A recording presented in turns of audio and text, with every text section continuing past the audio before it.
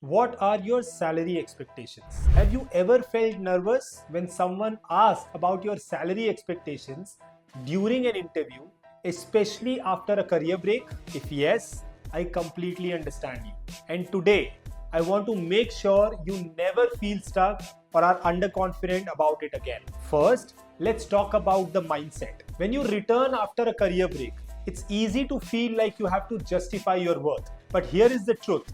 You don't owe any apology for taking a break. You bring your full life experience, maturity, skills, and that is what companies are paying for. Not for your timeline, not for how continuous your work history looks. Second, remember that the job market is about current value, not the past salary history. You're not bound by what you earned before. Your past salary might have been lower because of the circumstances. But today, your skill set, your readiness, and the role's expectations define your worth. Third, shift your focus from your gap to your value. Recruiters are ultimately thinking, what problem can she solve for us? If you can show that clearly, your career gap becomes irrelevant and salary becomes a fair exchange for the value you bring to the table. Now, let's get into action. The first thing you must do is research. Look up the market salary range for the role you are applying for. Use platforms like Glassdoor, LinkedIn Salary Insights, Ambition Box. Don't just guess, know your numbers. This gives you a strong ground to speak confidently. Second, when asked about salary, answer strategically.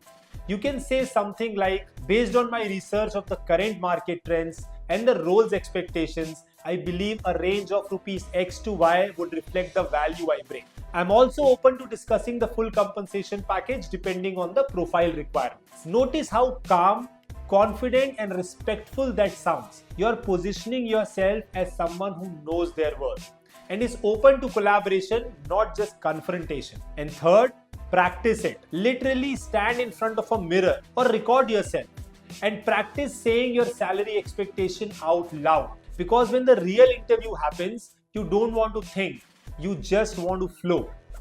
Preparation turns nerves into confidence. Remember, you're not there to beg for a job. You're there to offer value, solve problems, and grow together with the organization. Your career break is a chapter in your story, not your whole story. Own it. Walk in with your head held high. And when you name your worth, do it with the quiet confidence of someone who knows they have earned their place at the table.